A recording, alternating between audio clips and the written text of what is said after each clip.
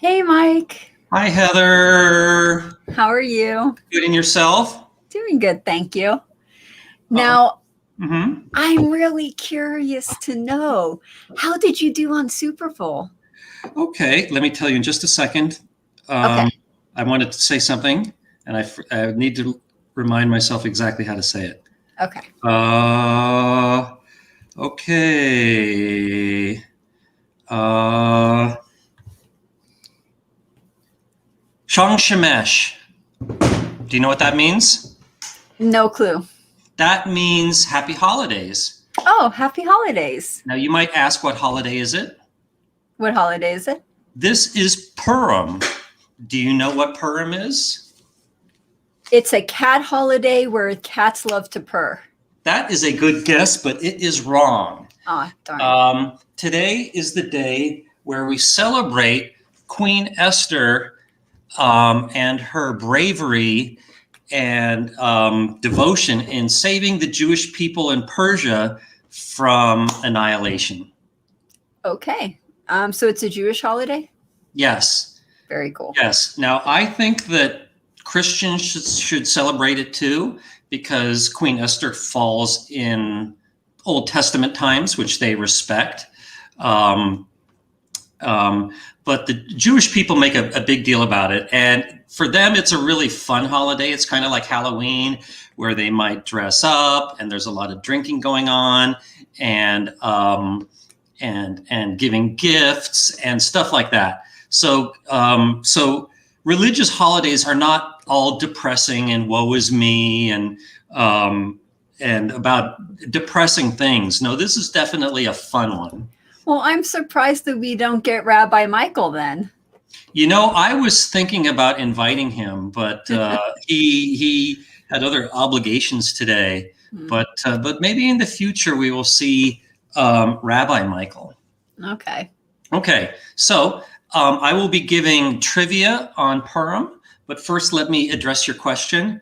So yes, I hope that I said on the last show, and I don't remember, but I said this in my forum and my newsletter, that I recommended betting on Tampa Bay and the under. Mm-hmm. And who won? Tampa Bay. Was it over or under 56.5? It was way under. So those were both easy victories. So I hope you guys listened to me on the last live stream. If you guys did, put it in the chat and we will bring that up. Now, yeah. Mm-hmm. You did not just Super Bowl, but you did another trip, didn't you? Well, let me talk a little more about the Super Bowl. So, okay. Yeah, I didn't just bet the winner and the over-under. I bet some of the props. To be honest, those didn't do so well. But I also piggybacked on somebody, and he had about an 8% profit. So, you know, all things considered, I was a moderate winner. I didn't bet as much as I usually do, but you know, as long as, you know, you can't be upset about winning. So, yeah. Cool. But, you know, I get to preserve face in that my two picks won. Otherwise, I would be apologizing to you guys. So I don't need to do that. And yeah, so last week I spent a few days in Zion National Park. And that was interesting because it was... you could easily get a room at the Zion Lodge right there in the park, and they were not running the shuttle midweek, and so anyone could drive anywhere in Zion that they wanted to, which I have never seen before. But I guess visitation was just so low because of the coronavirus, they could do that. And so a lot of the trails were closed because of avalanches, but I did Angel's Landing for the third time, and you know, just had a relaxing good time. Don't have any real big, exciting stories of any mountains that I climbed or anything. But you do have pictures, right? Pictures of this on social media? I haven't posted any yet. I will probably post some on Facebook, but so far since that trip, I've had something more gambling related to post every day. So those are just kind of those pictures are in the reserves. Well, I'm looking forward to seeing you up on Zion. Okay. So let me ask the audience a question. Normally you ask me questions, but does anyone want the Purim questions. In other words, the questions about Queen Esther. So yeah, let me know. It would be nice to get at least 3 people to say yes, because if all of you guys are clueless about Purim and the story of Queen Esther, then I just won't bother. Okay, so Maybe I'll watch out. Tell the story instead. I'll watch out for that in the chats. We'll see what everyone says, if they want to do that trivia or not. Okay. While we're waiting, do you want to do a forum question? Well, I want to respect the people who submitted questions before the show even started, which we always recommend. Mm-hmm. So let's do those first. Okay. Sabotage VS asks, is it worth buying sports pick odds, or is it similar to buying a betting system from scammers? Do not pay for, do not pay touts. Touts are people that sell betting picks. I would say that 90 to 99% of them are scammers that that are, they could be flipping coins to determine their picks. And there's a lot of tricks they can play. Is they will say, oh, I went, 40 and 15 in basketball last year, stuff like that. But they can play a lot of tricks in terms of these statistics. They may have different levels of memberships, and maybe they give different picks to their bronze level members than their silver, and maybe the gold gets even better. So they will have different baskets of picks, and they can brag about the ones that did the best. And and now I want to be careful, and I'm not saying 100% of touts are scammers, but I think that if someone were truly a good handicapper, then they would just be betting their own money and making money that way. Yeah. So the fact that they have to sell picks, I think, automatically sets a red flag, much like people selling betting systems. If your betting system is so great, why don't you just use it and make money that way? So I'm extremely skeptical of touts. Thank you. I appreciate that. You would not believe how many people, I can't even count how many people would come up to my blackjack table trying to sell their blackjack strategy to people who were playing on the table. And we're all sitting there like, well, if it's making you so much money, why don't you have any money to gamble? Yeah. And if you're too aggressive about it, I would say something like, you can't, run your business out of our casino without management permission. Yeah. Much like people can't sell betting systems through my forum. And if they try, they will get quickly kicked off and their posts deleted. Okay, so well, that's good to know. I hope I've made my position clear about that one. I think so. Let's go to the next pre-show question. Bryce Treese asks, when you first sit down to play blackjack and you start off on a hot streak for the first 20 to 30 minutes, do you get up and change tables because of the impending regression to the mean? Absolutely not. Aside from the fact, in the card counting respect, the game doesn't have a memory, and this is better explained in games like roulette, where the ball does not have a memory. And just because you're running hot for 20 to 30 minutes doesn't mean that ball will say to itself, oh, I've been kind of hot lately, I better cool down. No, that is just an ivory ball. It does not have a memory.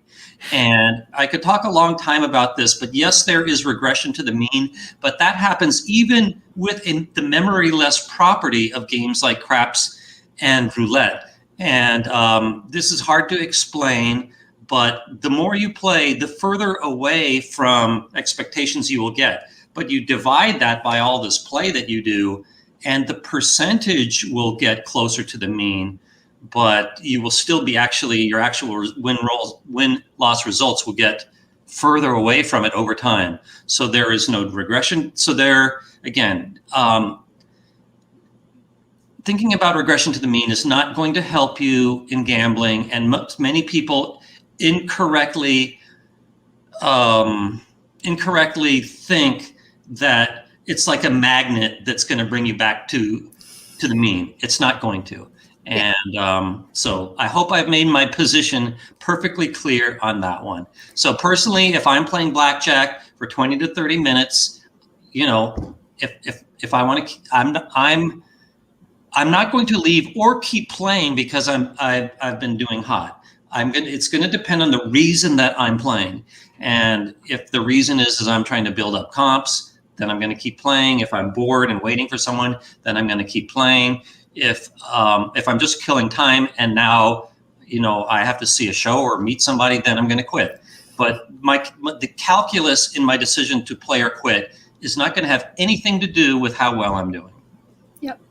And if I could just add a couple things to that too, because you were totally spot on all of that.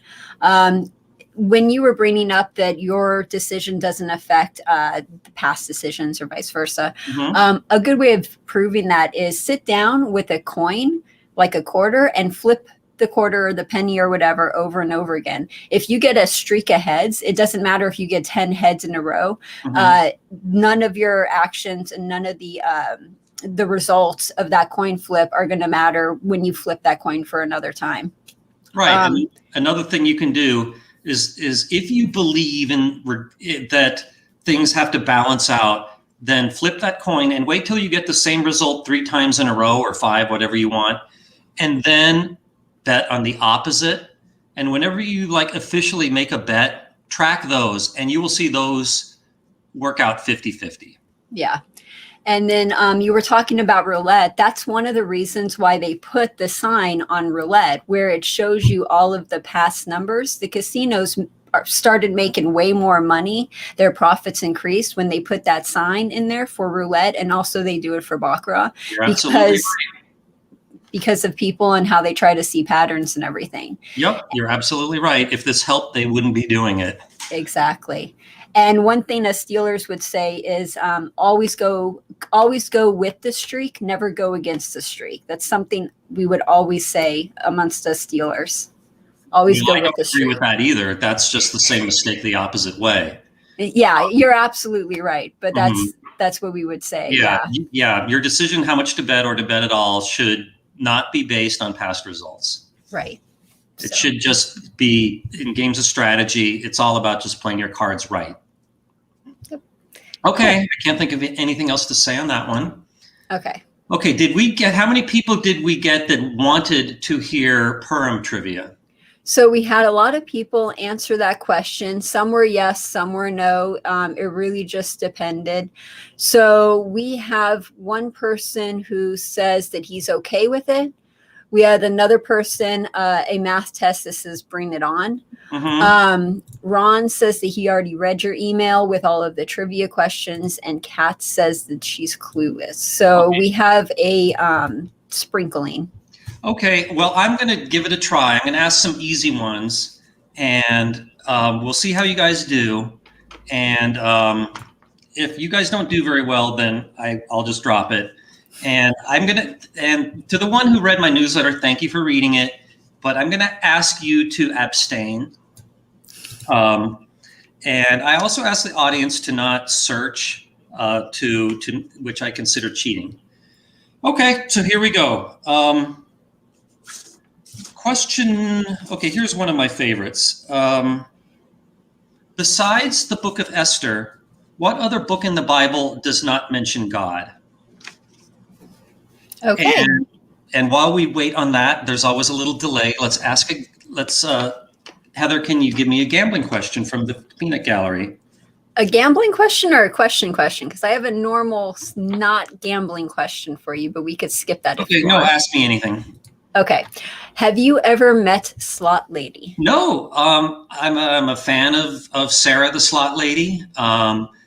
To be honest, I find slot machines very boring, but of the numerous videos of people gambling online, she's definitely my favorite. I think she's a very classy, cool lady, and I'd be happy to meet her. But I've chatted a little bit with her, but I think in comments somewhere. But no, haven't had the pleasure to meet her yet. Okay. So our next question is from Eric. He got dealt 4 to a royal on a 3-hand video poker and drew 2 royals. What are the odds? Out of 3. Oh, well, let me go to Excel here and tell you. So, can you still see me? Yes, I could still see you. The probability of getting a royal on any one hand is 4 in 47. Mm-hmm. And the probability of not getting a royal is 43 in 47. So, and then for the 2, there's 3 ways that you could choose the 2 hands out of the 3 for the royal. So overall, the probability is 1.988%, or let's just say 2%. Okay, cool. There you go. I love how you do that so fast. Yeah, so you take the general formula is you take the probability of whatever you're talking about, in this case, the probability of the royal. Now we square that, or you take it to the power of how many of them that you got, and then you multiply that by the probability of not getting a royal to the power of how many hands didn't get a royal, and then you have to choose the number of combinations of the ways that you could get 2 royals out of 3. So in this case, it's 3 times 4 divided by 47 squared times 43 over 47. Very, very cool. Thanks. We need to post that up, have it up across the screen. All right. What what answers did we get about the other book in the Bible besides Esther that does not mention God? Is it the Book of Ruth? No. Okay. How about, is it the Song of Solomon? Yes, the Song of Solomon, also sometimes called the Song of Songs. Derek Tant, very good. Well, if it's the Song of Songs, then we have Mark, who answered before Derek, and he said the Song of Songs. Okay, well, both of you very well done. So if Mark was first, he gets credit for being first. But again, very good job for both of you. So let me ask the next question. And here's an easy one. Who is the villain in the story of Purim? We have villains? I Yes, didn't know the Bible had definitely has a villain. Okay, so if you guys know, put it in the chat. Percolate on that. And meanwhile, let me go to a Wizard of Vegas question. Sounds good. Okay, so Gilles Maire, and by the way, I always like to say thank you to Gilles Maire, for he's the one who compilates the topics that we talk about, and it makes it easier for me to put in the comments of the video.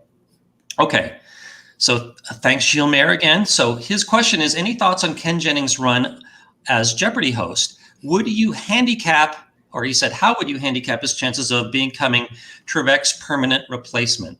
So I was looking into this before the show, and well, first of all, I think he did a very good job. I think that, especially for someone who is not experienced in that area, as far as I know, I was told he was only given a few days notice and that he only owned one suit. But I thought he did a very good job. I think his strength was also, like, if somebody gave an incorrect answer, he often gave very good comments about why it was wrong, or like kind of finding a connection between the wrong and the right answer. But however, the current host, Mike Richards, he's good too. I would hesitate to put one above the other. And by the way, I'm not talking about Michael Richard, who played Kramer on Seinfeld, but Mike Richard is the executive producer of the show. So he kind of brings he clearly loves the show because he's the executive producer of it. And he's, of course, very motivated to do a good job. So I've only seen his first time, which I saw yesterday or the day before. So he's doing a good job too. But I'm also looking forward. They're going to do other guest hosts that I'm really looking forward to. So there's going to be, where it is on this thing. I'm really looking forward to Mayim Bialik, who played Amy Farrah Fowler on The Big Bang Theory. And she, in real life, is really smart. I think she's really good at math. And by the way, she has a video about Purim that's really good. In fact, it's that video where I learned much of what I'm going to say today. And they have 60 Minutes Bill Whitaker. I have met him. I really like him a lot too. I think he's really smart. NFL quarterback Aaron Rodgers, you know, I'm not much of a sports guy, but nothing against him, but I don't have a personal connection to him. Anderson Cooper, I think Anderson is great. Now, I did see him play Jeopardy, Celebrity Jeopardy, and he lost to Cheech Marin. You wouldn't think Cheech Marin was gonna do well, given that he played Cheech in Cheech and Chong, but he is a smart guy. He was really sharp. And Sanjay Gupta, who is like the medical expert, I think, for one of the networks, I don't remember which one, Dr. Oz and Savannah Guthrie from the Today Show. So I'm really looking forward to these string of hosts. And it's not going to bother me if they just do guest hosts for a while, because so far they've been really good at choosing them. And I heard, I don't know if this is true, but I read somewhere that Ken Jennings doesn't necessarily even want to be a permanent host. Don't know if that's true, but I wouldn't mind just seeing like a year of guest hosts. And so I think the original question is, how do I rank his chances? I would bet against it, A, because he's going to have so much competition, and B, because I'm not even sure that he wants to be a permanent host. But, you know, I could be wrong. I've been wrong before. So who would you want to be a Jeopardy host? Not people who are actually in the running or anything, but if you could pick anyone in this world, who would you want to see host Jeopardy? I haven't thought of that.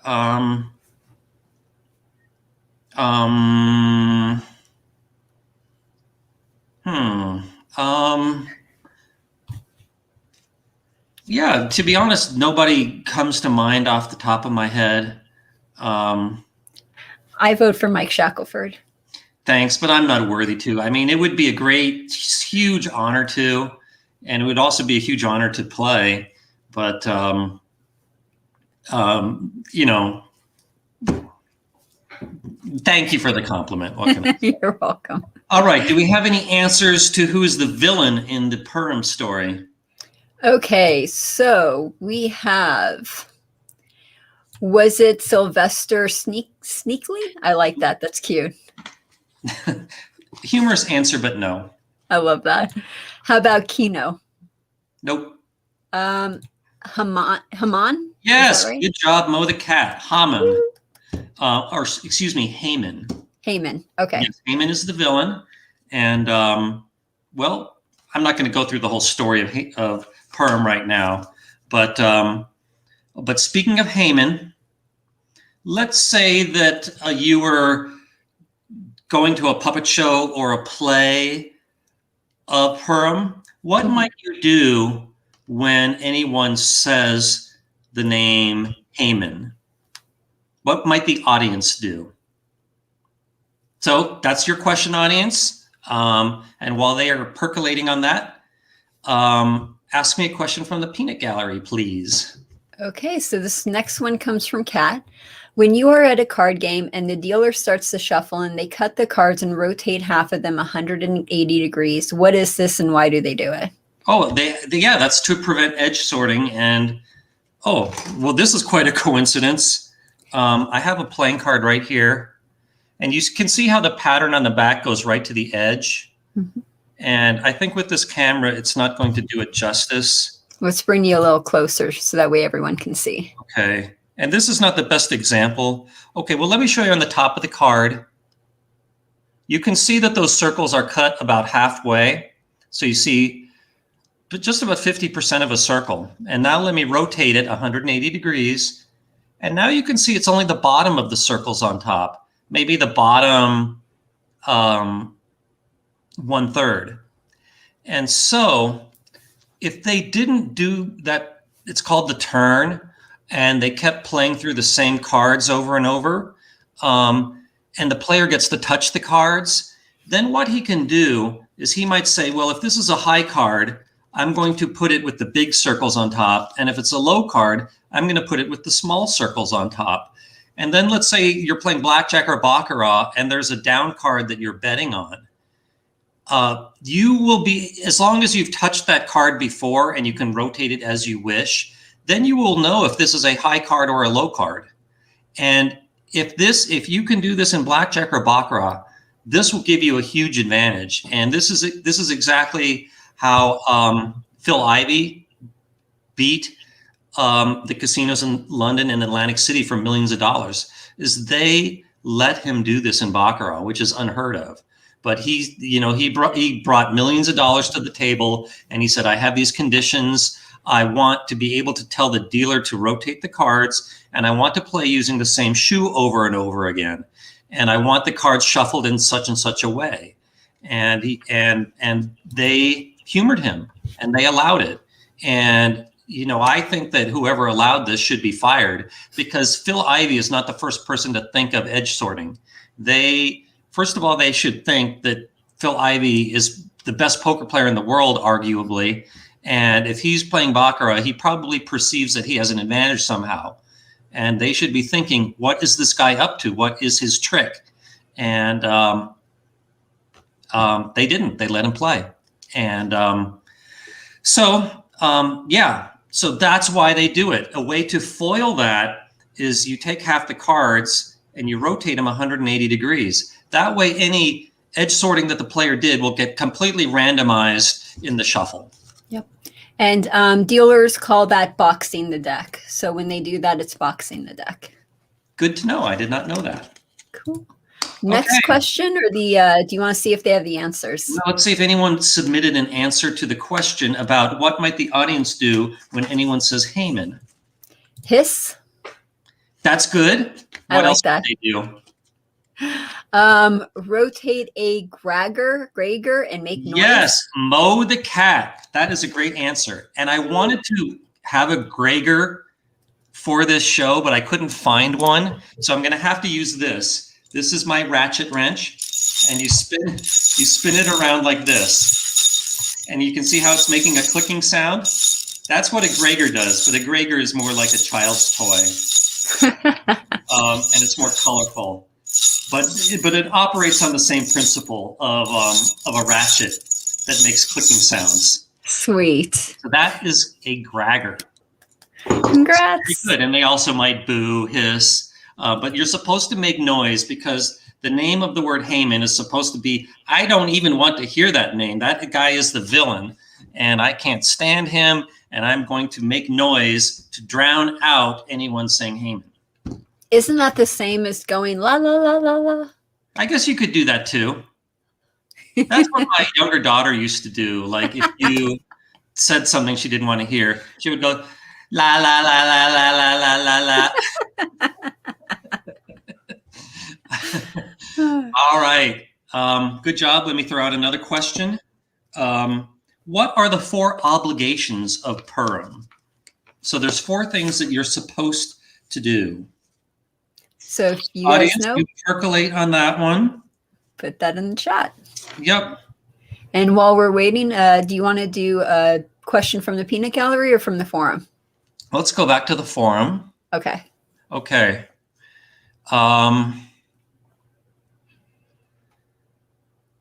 Odious Gambit asks, in The Wizard of Oz, the classic movie, do you think the director wants the Tin Man to deliberately sabotage Dorothy's balloon escape, or do you think it was something else, such as sloppy directing? So this is a good question. Let me give you some background. So you may recall at the end of The Wizard of Oz, and everyone's seen it, so I'm not going to be worried about spoiling it. It's 50 years old. I hope not. But you recall how Dorothy planned to get back to Kansas, right? What was her original plan? Heather? Wasn't it either the air balloon or doing the ruby slippers? It was the hot air balloon. That was plan A. So the Wizard of Oz got to Oz before Dorothy did. And he got there in a hot air balloon that got caught up in, I guess, a different tornado. and he still had it, his many years as the Wizard of Oz, and I guess he liked it, and he never wanted to go back. But so now it's the end of the Wizard of Oz, and Dorothy wants to get back, so he kindly lets her use. Oh no, wait. Well, he's going to go back with Dorothy, Right. and so the Cowardly Lion and the Tin Man are holding the ropes so that Dorothy can get into the basket, which she does with Toto. And they're saying their goodbyes from the basket. They haven't let it go yet. And then there is a woman in the crowd holding a cat, and the cat meows, and then that gets Toto upset. So Toto jumps out of the basket to chase the cat. And then Dorothy jumps out to chase Toto to get him back. And after Dorothy, so basically while Dorothy is getting out, the Cowardly Lion is untying the balloon as if he's going to let Dorothy leave.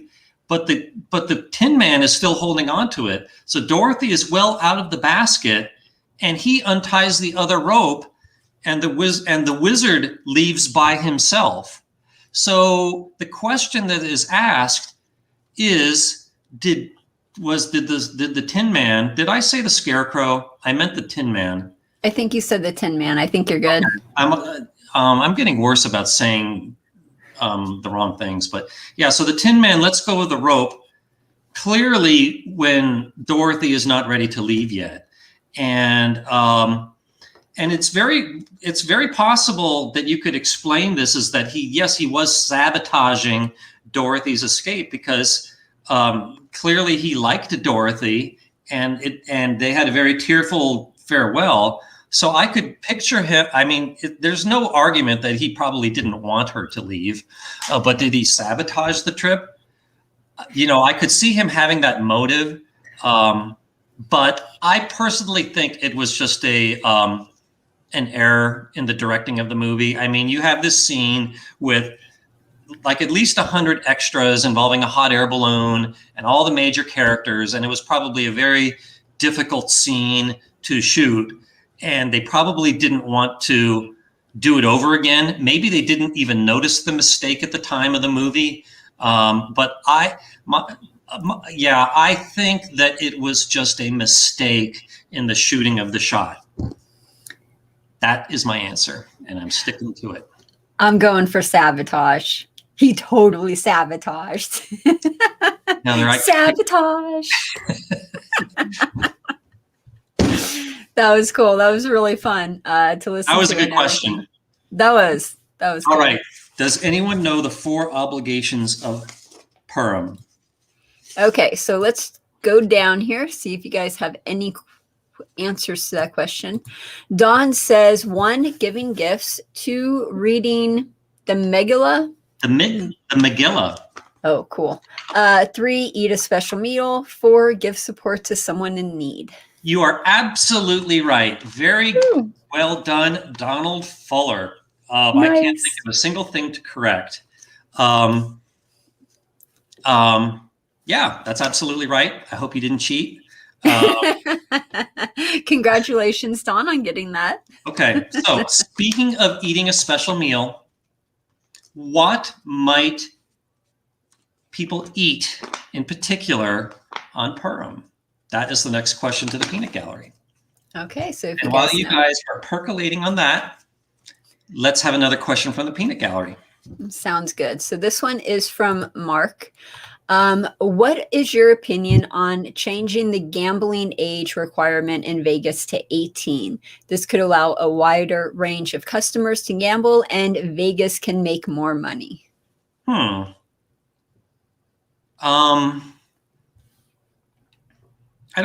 I guess I would favor that. I mean, the gambling age is already 18 at some tribal casinos like the San Manuel. And I generally am kind of a libertarian when it comes to letting people do things that aren't harming anyone other than possibly themselves. So, yeah, if you force me to a yes or no answer, I would support that, but it's not something I feel terribly strongly about. Like, I wish every casino would have a smoking ban. Feel very strongly about that. But okay, but that's my answer there. Okay. Thanks, Mark, for the question. Yeah, let's do another question. Okay. What are your thoughts on Las Vegas Sands developing in Macau and gambling in Asia in general? Do you think it's going to keep getting bigger and maybe move some like casino money to the Las Vegas Sands stock? What do you think? I'm not the best person to ask these like business related questions, but I mean, Sands already has 3 casinos that I know of in Macau, and they have half the market, 1 of 2 casinos in Singapore. Yes, more competition is coming along. Japan and Taiwan, I think, are going to be, and the Philippines are going to be future big gambling hotspots. And that is going to cut into Macau and Singapore somewhat. I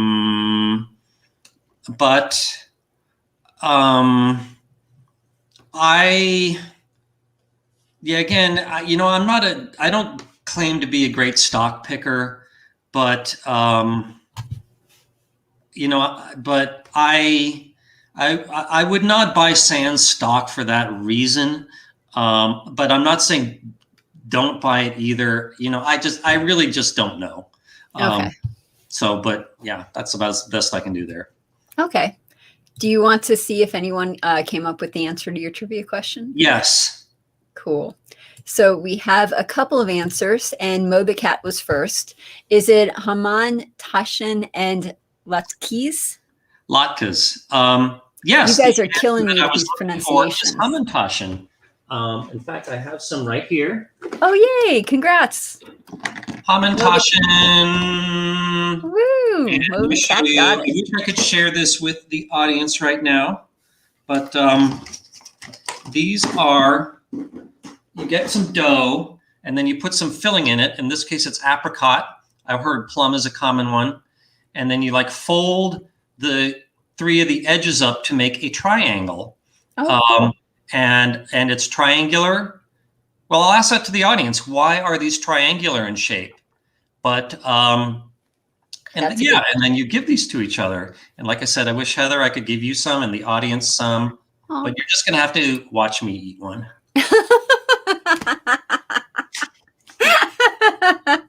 Well, while he's eating that, if you guys know why it's triangular, please put it in the chat. I want to say real quick that in Mefend, I'm probably butchering your name, they said triangular shaped food, so they had the right idea. And thank goodness we didn't get to Don, because I just cannot pronounce some of these names that you guys are doing. So glad I didn't have to pronounce that. Yeah, those are obviously, well, I think the triangular shaped food was an answer to the previous question. But the question at hand right now is, why are they triangular? Okay, so if you guys know, please put any answers to that just yet. So let's do a question while we wait for people to answer. Okay. So our next one is from Paul. Do you think good video poker payouts are an indicator of loose slots in general? Yes, absolutely. Absolutely. I've said this many times, that while you can't tell how loose a casino sets any particular slot machine, in the UK you can. They're obligated to state the return somewhere on the machine. Oh. But unfortunately, here we have no such consumer protection. But show me a casino that's loose with their video poker, and I'll show you a casino that's loose with their slots, and vice versa, a tight and tight. And another thing you can look at that's probably even better is video Keno. That's another game that's just luck, like slots, and that's perfectly quantifiable, much like video poker. So let me get a copy of my book. Cool. And we do have a couple people answering that trivia question. So if you guys know, speak now or forever hold your peace. Speak now and forever hold your peace. Is that a Christian thing? Where did that come from? That's where when you get married. Oh, that's where that comes from. Okay. I've been to a lot of weddings, and I have never heard the minister actually say this, but you see it a lot in the movies. I want to see someone actually respond, I object.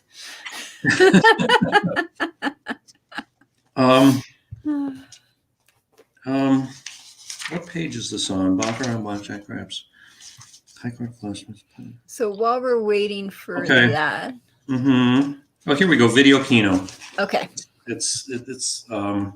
So my book,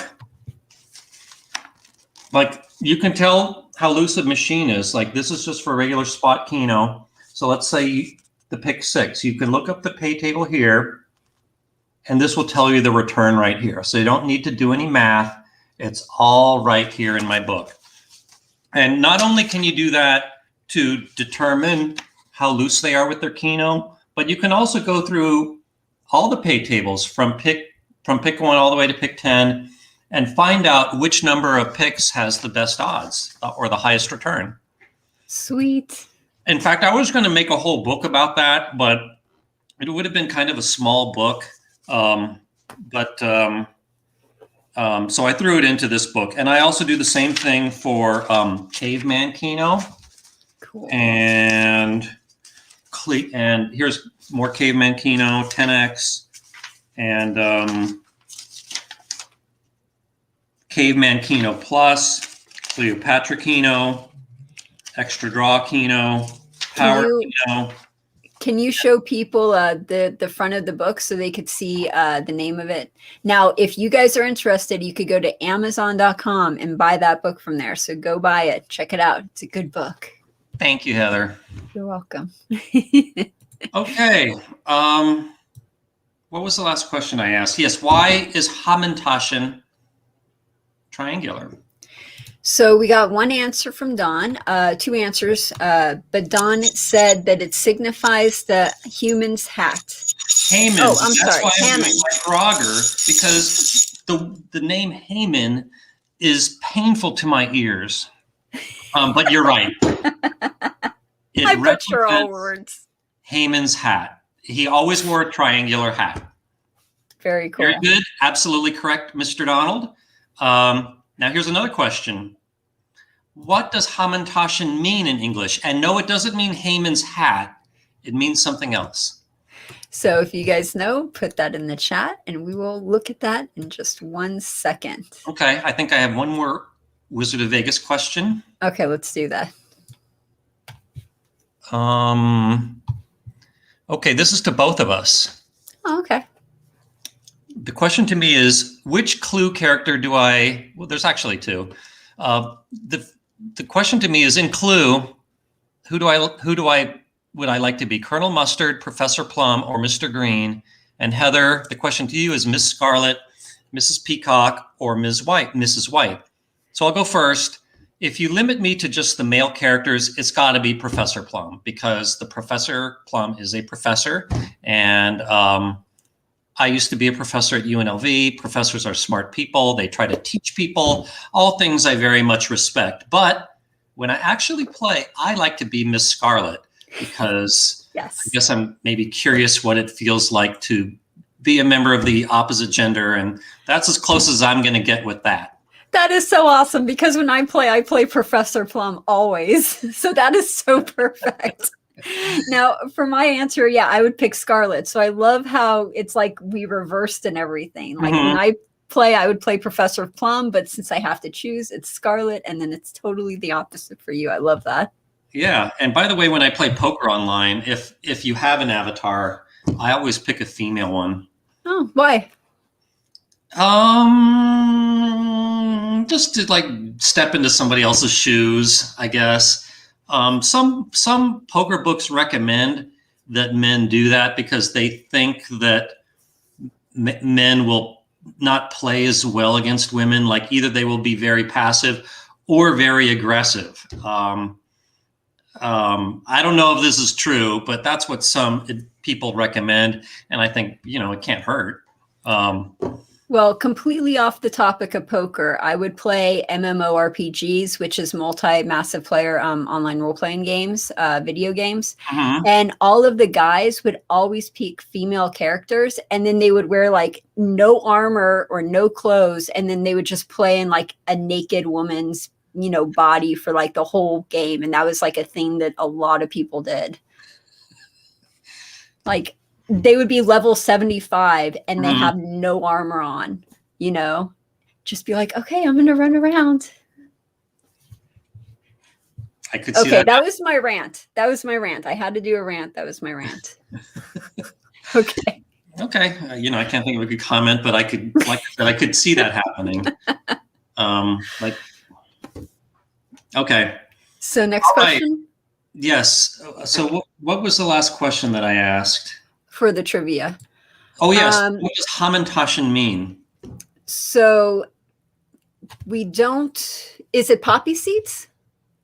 No, it's not what it's made out of. It is Hamantaschen is in Hebrew. What does it translate to in English?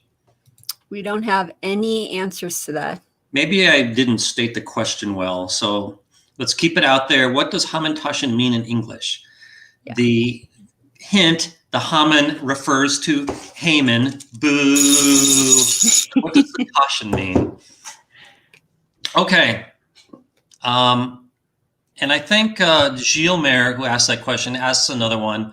Mm-hmm. I get asked this a lot. After decades of talk, there's new talk of building a bullet train that connects Southern California to Las Vegas via the I-15 corridor. Considering the new administration is pro-rail, would you bet for or against this new talk to amount to anything? I think it will amount to nothing. I have been hearing about this ever since I moved to Las Vegas in 2001. And this is through the whole Obama administration. I'm sure he was pro mass transit and still nothing happened. So I'll believe it when I see it. I hope it happens. I would love it if it happens. It would be good, especially if it goes right into the LA area. I think it's going to be really stupid if they only bring it to Victorville or Palmdale, because people are going to leave the LA area to get to one of those places. They're going to say, well, we did the worst part of the drive already. We may as well keep going. Yeah.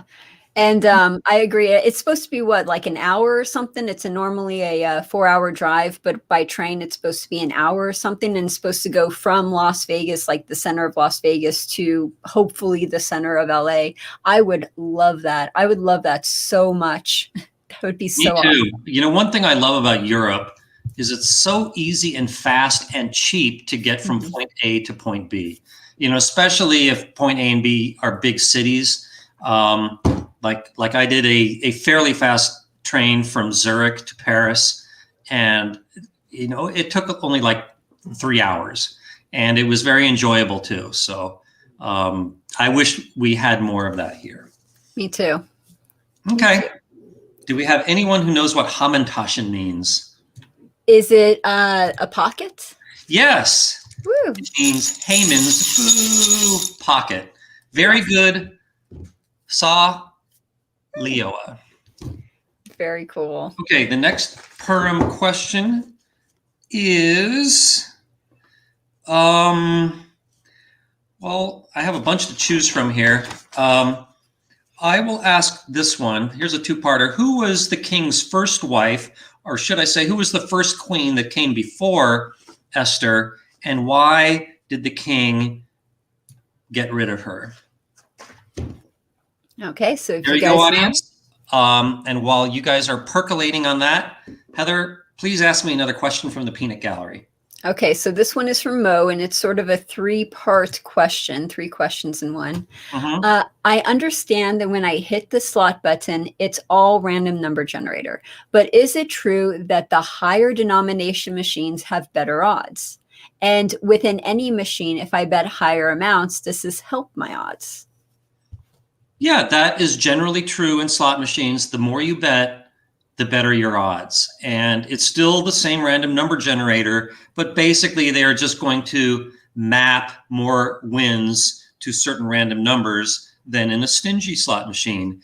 Now, if you see one multi-denomination game, they might be lazy and just set every return the same, and they're probably going to take the lowest return and assign it to even the high denominations. So if you play slots for big money, then I would pick a game where that only takes big bets, because it's more likely to be set to a higher return, and your money will last longer.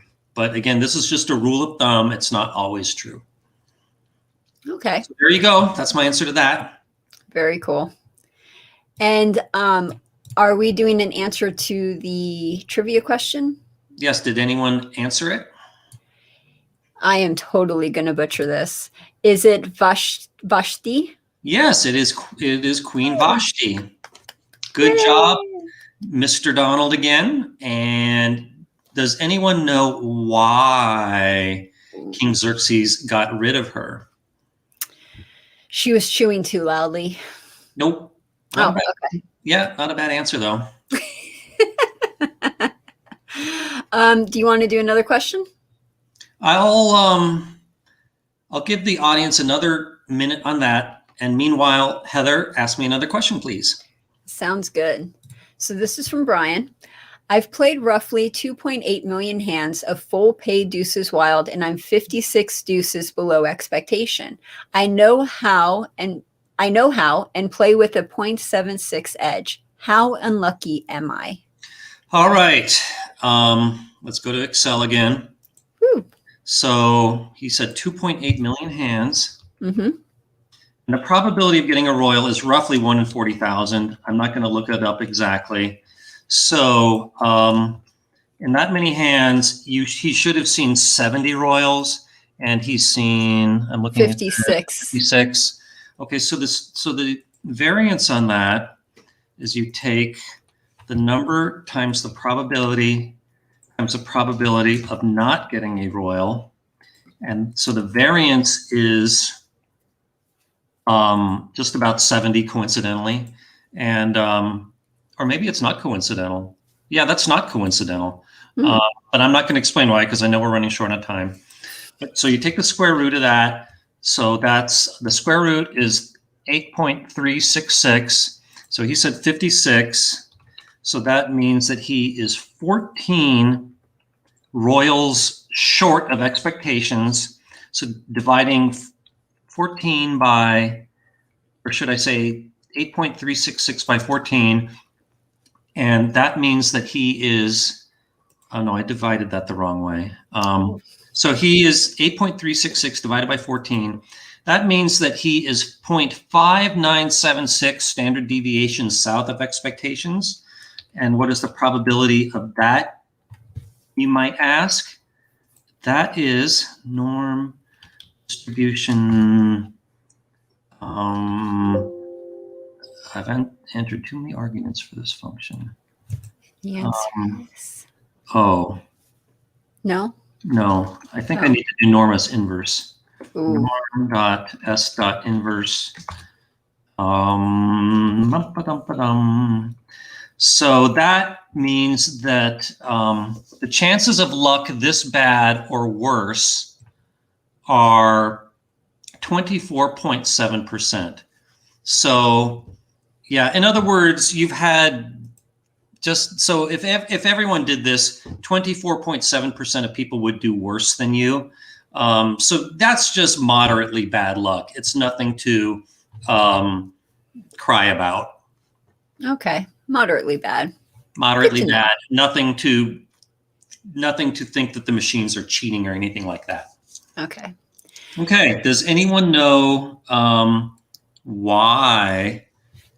Donald said that she didn't go to the banquet and was banished. That's not exactly right. The real reason is that, yes, the king was having a banquet, and King Xerxes was always having banquets and parties.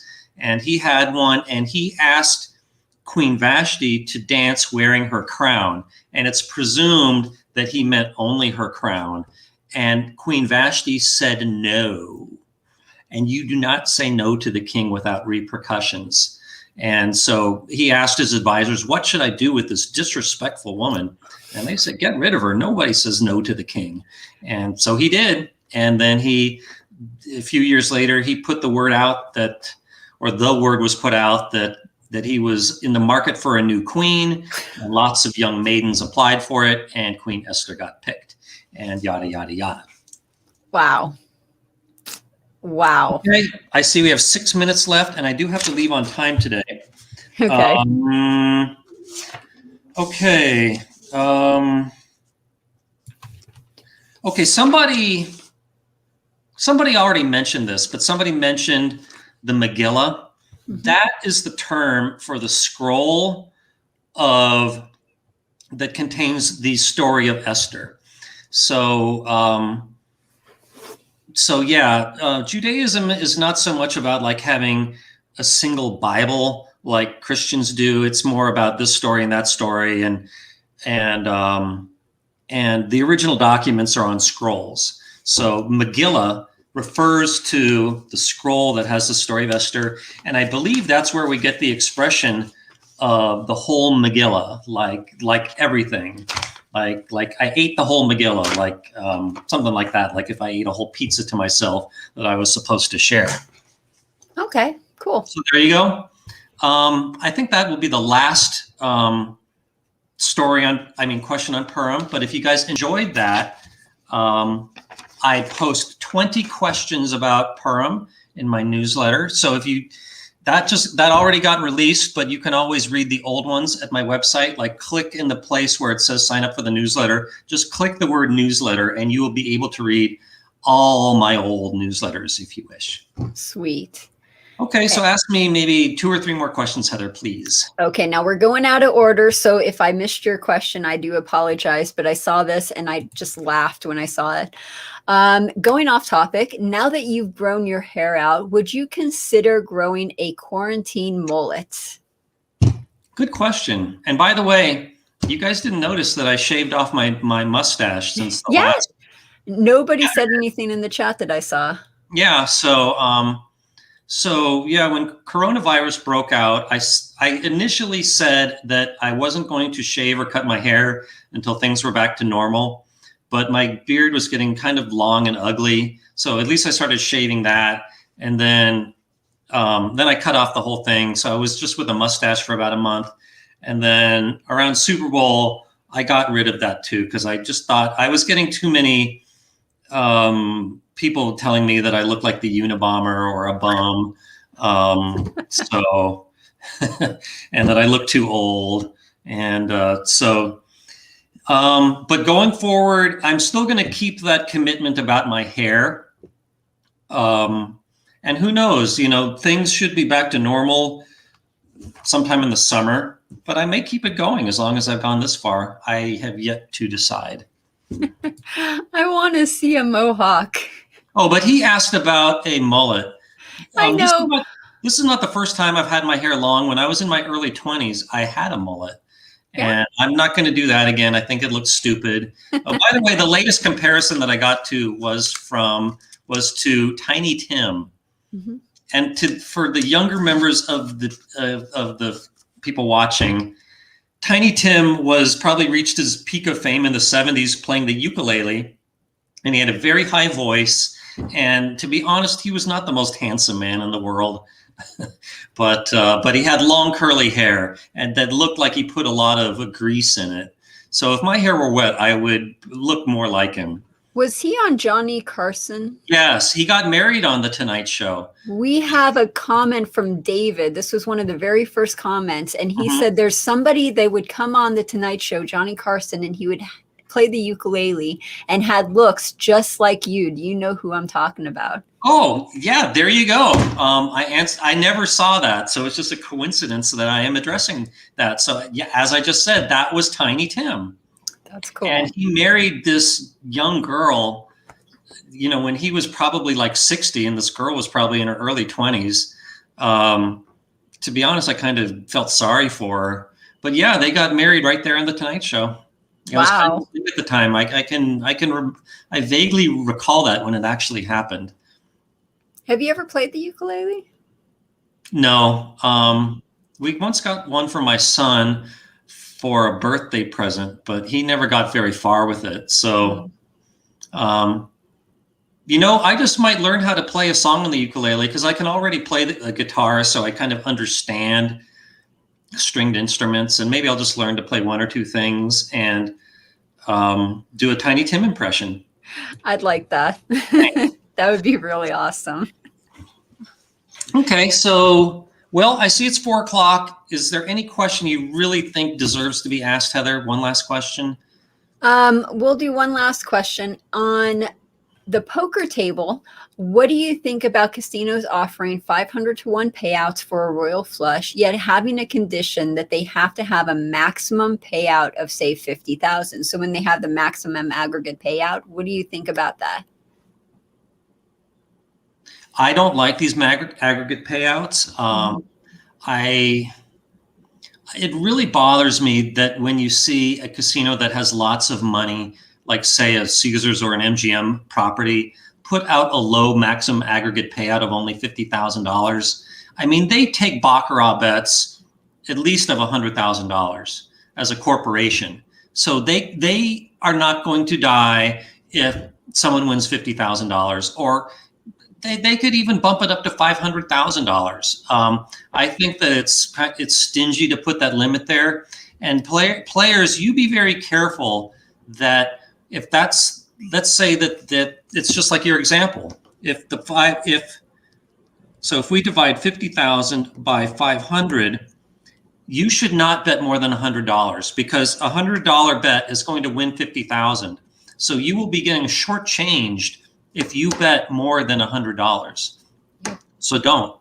And yeah, so again, yeah, it bothers me that they put these on there, especially, you know, corporations that can easily afford to pay much more than that. I completely agree with you 100%. Thank you, Heather. All right, well, that's going to be the last question. So, Heather, thank you so much for being my Ed McMahon, and thank you, audience, for watching. Thank you for all your questions. They were very good. Thank you for humoring me with my Purim trivia, and happy festive Purim to you all. L'chaim, and hope to see you next time. And why don't we try to set a date for that? Let me get my calendar real quick. Okay, so we'll do, we try to do once every 2 weeks. So the next one after this would be March 11th. So 2 weeks from now would be March 11th at 3 p.m. Yeah, by the way, audience, I apologize for not doing it on time last week, but that's when the Zion trip kind of sprung up on short notice. It happens. So yeah, it looks like March 11th is wide open for me. Sweet. So live stream. So looking forward to seeing everybody then, March 11th, 3 p.m. Pacific Standard Time. And again, apologies if we don't get to your question. We do have a lot of questions. We try to start at the very beginning and go down. So the sooner you are here and ask your question, the more likely you are to get your question answered. Absolutely. And some people ask their questions before the show even starts, which you're allowed to do. And your odds of getting those answers answered are much higher if you do that. Yes, definitely. Okay. Thank you. Thanks again, audience. Thank you, Heather, and see you in 2 weeks. See you in 2 weeks. Have a good one. Bye.